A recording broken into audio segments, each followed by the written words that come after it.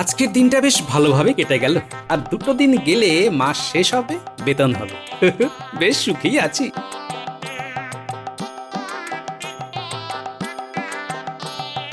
কি গো গোপাল দাদা, আছো কেমন? আরে তুমি, তা তোমার ব্যবসাপত্র কেমন চলছে? তা ভালোই চলছে তোমাদের আশীর্বাদে। এই চা, একটা কথা বলতে ভুলে যাচ্ছিলাম। কি কথা গো? গিন্নিমাকে দুটো শাড়ি দিয়ে এলাম। মাসের শেষে শাড়ি? এই তো, আমার আনন্দটাই কেমন যেন মাটি হয়ে গেল গো। আরে গোপাল দাদা, মাসের যে শেষ সে কি আর বুঝিনি? সে আমি খুব ভালো জানি। আর দুদিন পরে মাস পয়লা, আমি তো দাম নিইনি। ও নাওনি? বাহ, খুব ভালো। গোপাল দাদা, শুধু তুমি বলে আমি খুব কম দামে শাড়িগুলো দিয়েছি। অন্য কেউ হলে আমি 5 মোহর নিতাম। বাহ, তাই? কি আনন্দ আমার গো। তা কত দক্ষিণা নিচ্ছ বলো তো? গিন্নিমা তো দুটো শাড়ি নিয়েছে, এই শাড়ি প্রতি আমি নিয়েছি 3 মোহর। সব মিলে 3 দুগুণে 6 মোহর। ছটা মোহর? আর সত্যি তুমি কত আমার কথা ভাবো বলো তো। দুটো শাড়ির দাম 10 মোহর হতো, সেই জায়গায় তুমি নিচ্ছ 6 মোহর। ভাবা যায়? তবে তবে তোমাকে কত ভালোবাসি বলো, কত মানি। হ্যাঁ, সে তো আমার পরম সৌভাগ্য। আমি আসি গো। কবে নাগাদ আসবো গোপাল দাদা তোমার বাড়ি? ওই শাড়ির দাম নেবার জন্য তো। ওই মাস পয়লাতেই এসো। ঠিক আছে গোপাল দাদা, দাম নিয়ে আমি একদমই ভাবি না। ও তোমার কাছে থাকা আর আমার কাছে থাকা একই ব্যাপার। তাহলে মাস পয়লাতে তোমার বাড়ি যাচ্ছি। উফ, কথা বলতে পারে বটে। সত্যি, একেই বলে কইয়ে বলিয়ে।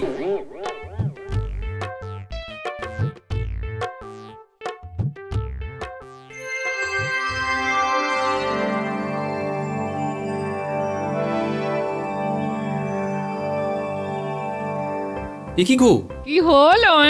একি, তুমি কি ফুল লাগিয়েছো? বয়স তো দেখি 2 কমে গেছে গিন্নি। যা কি যে বলো না, আজ একটু ইচ্ছে হলো তাই একটু সাজলাম। তোমার ভালো লাগেনি?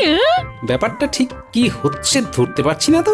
কি গো, কি কথা বলছো না কেন? বলো বলো। হ্যাঁ, আমি তো বাক্যহারা গিন্নি। কি বলবো, কোনো ভাষা খুঁজে পাচ্ছি না। তুমি মুখ হাত ধুয়ে এসো, আমি তোমার জন্য জল খাবার আনছি। হ্যাঁ,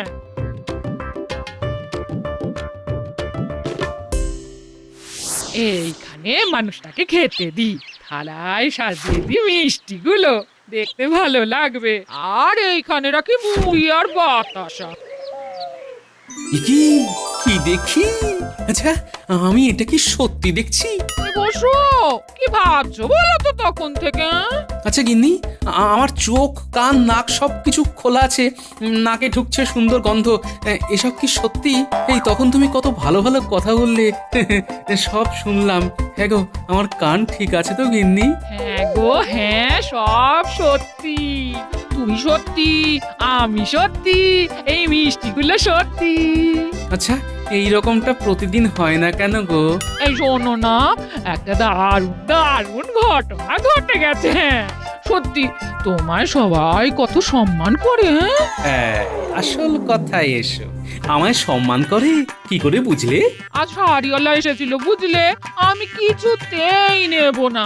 যতবার বলছি এখন মাসের শেষ, হাতে মোহর নেই, কিন্তু সে শুনবে না। হ্যাঁ, তারপর কি হলো? শাড়ি নিলে না? নিলাম না আবার। শাড়িওয়ালা এমন ভাবে বললো যে নিতে বাধ্য হলাম। আমার নেবার খুব একটা ইচ্ছে ছিল না জানো তো। আস্তে আস্তে ঝোলা থেকে বেড়াল বেরোচ্ছে। তখন বললে না যে শাড়িওয়ালা আমাকে খুব সম্মান করে? সত্যি তো করে। আমাকে দুটো শাড়ি দেখালো, কি সুন্দর শাড়ি গো।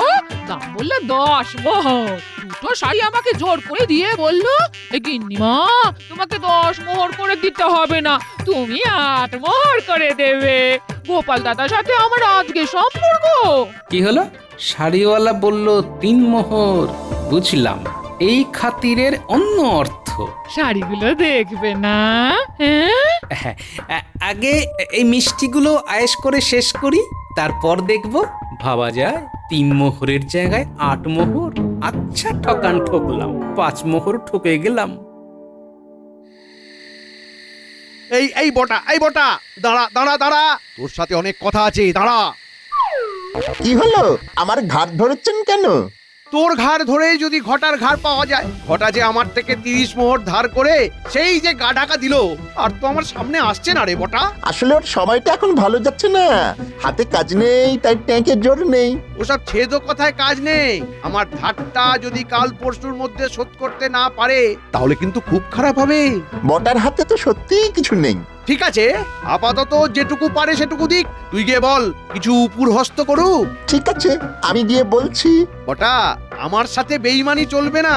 যদি দেখি তুইও খেলছিস, তাহলে আমি কিন্তু ঘটার ধার তোর ঘাড় ধরে শোধ করে নেব। এই রে, এটা কি বলছেন মন্ত্রী মশাই? ঘটার ধার বটা শুধবে? ঘটার আগে কে? বটা। তাহলে কান টানলে মাথা আসে, তাই ঘটাকে টানলে বটা আসবে। চলি, কথাটা মনে রাখিস।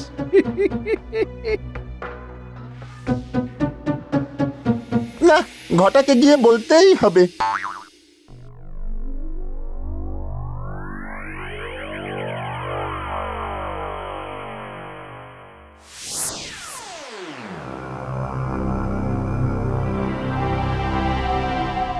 এক, দুই, তিন, চার। আচ্ছা, একা একা মোহর কোনা আর আমার কাছে কাঁদুনে গাওয়া। এই কিরে, চমকে উঠলি যে? এই না না না না না না, মানে ওই ইয়ে। আমি তো ইয়ে টিয়ে বুঝি না। মন্ত্রী মশাই আমাকে আজ ডেকে দু কথা শুনিয়ে দিল। কি শোনালো আমাকে বল। তোকে বলে আর কি হবে? তুই তো আগে থেকেই হাত গুটিয়ে আছিস, কিছু বললেই তো কাঁদুনে গাইতে শুরু করবি। আর কিন্তু হবে না। মানে মন্ত্রী মশাই কিন্তু আমাকে ধরেছিল, তুই দিতে না পারলে ওই ধার আমার ঘাড়ের উপর দিয়ে চালাবে। হ্যাঁ, এবারে দেখা হলে তুই একটু বলে দিস, কিছুদিনের মধ্যেই পুরো মোহর শোধ দিয়ে দেব। ও তো চিড়ে ভিজবে না। আমি মন্ত্রী মশাইকে যা দেখেছি তাই বলেছি। তোর কাছে এখন যা আছে তাই দিয়ে ব্যাপারটা সালটে নে। তোর কাছে এখন কত আছে রে? আমার কাছে 15 মোহর আছে। তুই এক কাজ কর, ওই 15 মোহর দে, আমি বিষয়টা দেখছি। বলছিস হয়ে যাবে? শোন, তুই কিন্তু মন্ত্রীমশাইয়ের কাছে যাবি না। আমি ভুজুং ভাজুং দিয়ে মন্ত্রীমশাইকে দেখছি। ব্যাপারটা আমার হাতে পুরো ছেড়ে দে। হ্যাঁ, আমি তো তোর উপরই আমার শরীর ফেলে দিয়েছি বটা। যা করবি তুই করবি। ঠিক আছে, আমি যা বলবো তুই তাই করবি। ঠিক আছে? ঠিক আছে।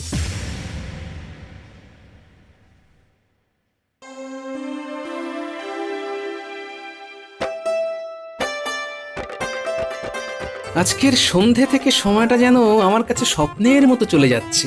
আহ, ঠকেও কিরকম সুখ। এই নাও, এক কিলি মুখে দাও।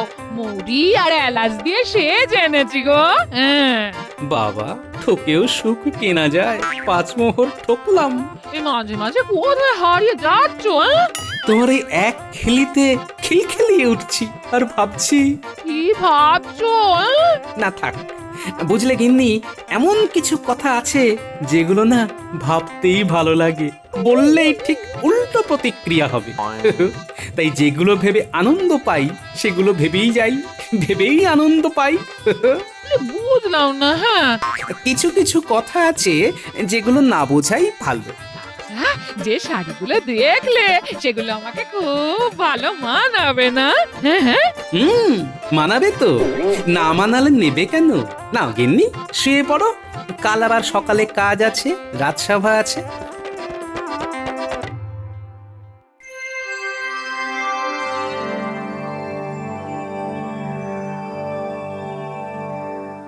বুঝলে, আমাদের রাজ্যকে ঠগ মুক্ত করতে হবে। আমার রাজ্য হবে পবিত্র আর ভালো মানুষদের জন্য। ঠগ মুক্ত? এই, তুমি হাসলে কেন গোপাল? হাসলাম এই কারণে যে ঠগ মুক্ত রাজ্য অসম্ভব। কি বলছো কি গোপাল? এ কাজ মোটেই অসম্ভব নয়। আহ, গোপালের সবটাতেই না। গোপাল হলো ঘাড় নড়া বুড়ো, শুধু ঘাড় নেড়েই আছে। আমাকে নিয়ে যতই মজা করুন না কেন, আমি যেটা বলেছি সেটাই সত্যি। তার মানে তুমি বলছো ঠগ জোচ্চোরকে এখান থেকে সরানো যাবে না? মহারাজ, ঘরে ঘরে ঠগ বসে আছে। কি সব কথা বলছো গোপাল? যত সব ভুলভাল কথা বলছো। ভুলভাল কথা নয়, ঘোরতর বাস্তব। তুমি যে কথাটা বলছো সেটার প্রমাণ দিতে পারবে? আমাকে প্রমাণ দিতে হবে না, আপনি ঠিক প্রমাণ পেয়ে যাবেন। কিভাবে পাবেন, কতদিনে পাবেন, সেটা অবশ্য সময়ের উপর নির্ভর করছে। খুব তাড়াতাড়ি হতে পারে, আবার দেরিও হতে পারে। এরকম ঘুরিয়ে পেঁচিয়ে কথা বলছো কেন? হুম, কোনো কথা ঘুরিয়ে পেঁচিয়ে বলছি না মহারাজ, শুধু চোখ কান খোলা রাখতে বলছি। খোলা রাখলেই বুঝতে পারবেন। মন্ত্রী, গোপাল যাই বলুক না কেন, তুমি কিন্তু কাল থেকেই ঠগ বাছা শুরু করে দেবে। মন্ত্রীমশাই দেখবেন ঠগ বাজতে গা উজাড় হয়ে যাবে।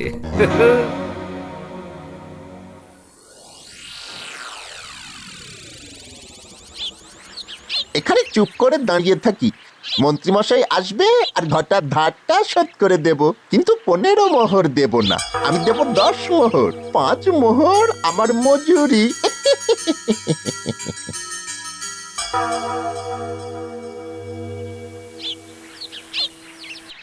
বটা দাঁড়িয়ে আছে দেখছি, দেখি কাল তো ধারের কথা বলেছি, দেখি ধার আজ শোধ করে কিনা। এ বটা, কতক্ষণ দাঁড়িয়ে আছিস? বেশিক্ষণ নয়, এই একটু আগেই এসেছি। ঘটার সাথে দেখা হয়েছে? কিছু বলেছিস? বলেছি, আপনার ধারের কথা বলেছি। ঘটা কিছু মোহর দিয়েছে। দিয়েছে? কি? বাবা বাবা বাবা, তা কত দিয়েছে? মন্ত্রীমশাই, ঘটার অবস্থা খুব খারাপ, ও খুব কষ্টে আছে। ও 10 মোহরের বেশি দিতে পারলো না, একটু দয়া করে ক্ষমা করে দিন। মাত্র 10 মোহর? ঠিক আছে, তাই দে, কিছু তো দিল, দে। এই নিন মন্ত্রীমশাই। আর 20 মোহর কবে দেবে জিজ্ঞেস করে নিস, কেমন? ঠিক আছে, আমি এখন চলি।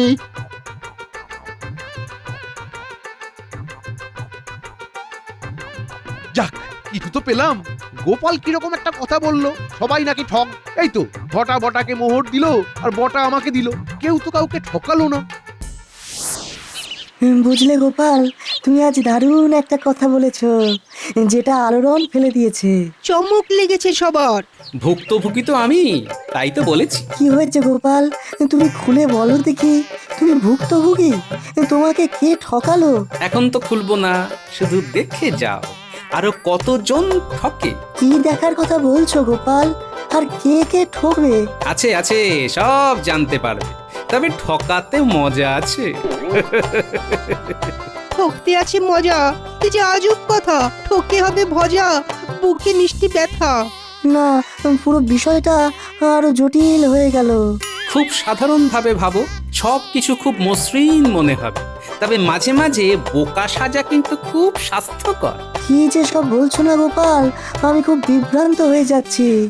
ঠকতে যে কারো মজা লাগে তোমার কাছেই প্রথম শুনলাম। চলো চলো বাড়ি যাই।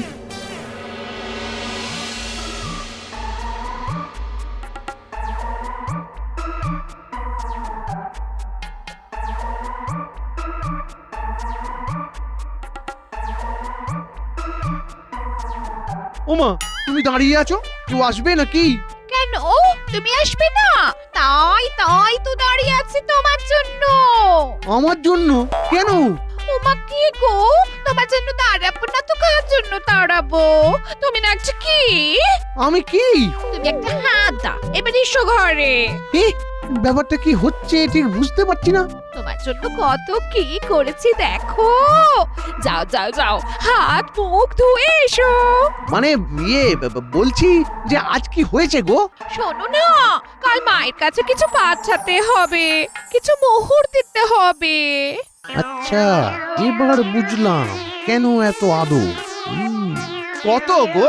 শোনো না, তুমি 50 মোহর দাও, আমি তাতে সব ব্যবস্থা করে পাঠিয়ে দেব। তুমি একদম চিন্তা করো না, চিন্তা সব আমার, বুঝলে? বুঝলাম। যাক গে, সারাদিন কাজের পর এত মধুর ব্যবহার। 50 মোহর যায় যাক। এই নাও, এই নাও গিন্নি, 50 মোহর। আমি কাল যাব। না না, তুমি কাজের মানুষ, কাজ ছেড়ে কোথায় যাবে? আমি সব ব্যবস্থা করেছি, তুমি কিচ্ছুটি ভেবো না।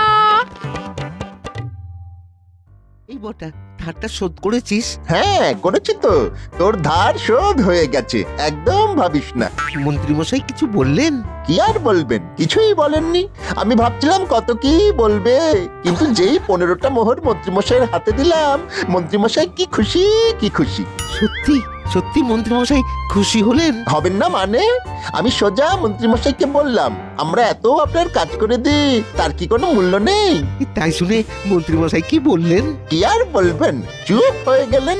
ওরে, আমার নাম বটা, বটকৃষ্ণ। আমি কথা দিয়ে মানুষকে বশ করে দিতে পারি। বটা রে, বটা তুই আমার প্রকৃত বন্ধু বটা।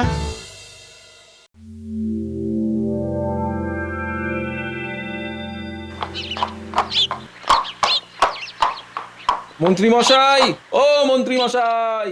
কে ডাকে? এত সকালে গাড়োয়ান গাড়ি নিয়ে এলো যে, দেখি তো গিয়ে।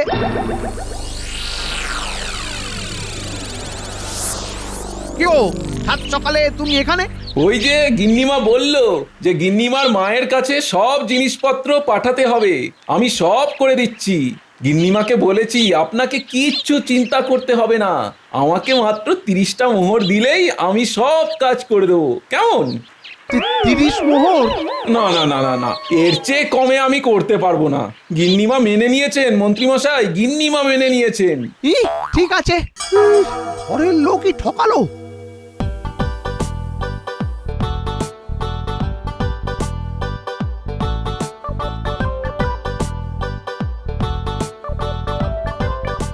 গিন্নি, ভাত পারো, খুব দেরি হয়ে গেছে। আমি চট করে দুটো ডুব দিয়েই আসছি। যাও বলি স্নান করে এসো, আমার রান্না হয়ে গেছে। হ্যাঁ, তোমার জন্য বাজার থেকে একটা বড় দেখে ইলিশ নিয়ে এসেছি, ব্যাগটা খুলে দেখো। ও মা, তাই?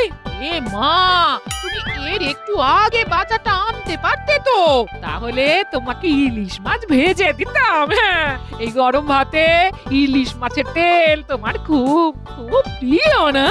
আরে গিন্নি, তুমি খেলেই তো আমার খাওয়া। আমার জন্য ভেবো না, স্বাদ থাকলেও সাধ্য থাকে না। এই ইলিশ মাছটা দেখলাম আর তোমার মুখটা মনে পড়ে গেল, বুঝলে, তাই নিয়ে এলাম। ও মা, অনেক দাম তো। তাতে কি হয়েছে গিন্নি, তুমি খাবে। হ্যাঁ গো, তোমার কাছে হাত খরচ কিছু আছে তো, নাকি সব খরচা করে দিলে? হ্যাঁ, না থাকলে কি তুমি দেবে গিন্নি? হ্যাঁ দেব। বলি সংসার খরচ খরচা বাঁচিয়ে আমি কিছু মোহর জমিয়েছি। হ্যাঁ, থাকুক, ওটা তোমার কাছেই থাকুক। যখন সংসারের প্রয়োজন পড়বে তখন দিও। তবে একটা কথা বলবো গিন্নি, হ্যাঁ হ্যাঁ, বলো বলো। মাঝে মাঝে ঠকা ভালো। মানে? ও তুমি বুঝবে না, আমি স্নানটা সেরে আসি। হ্যাঁ, আহ?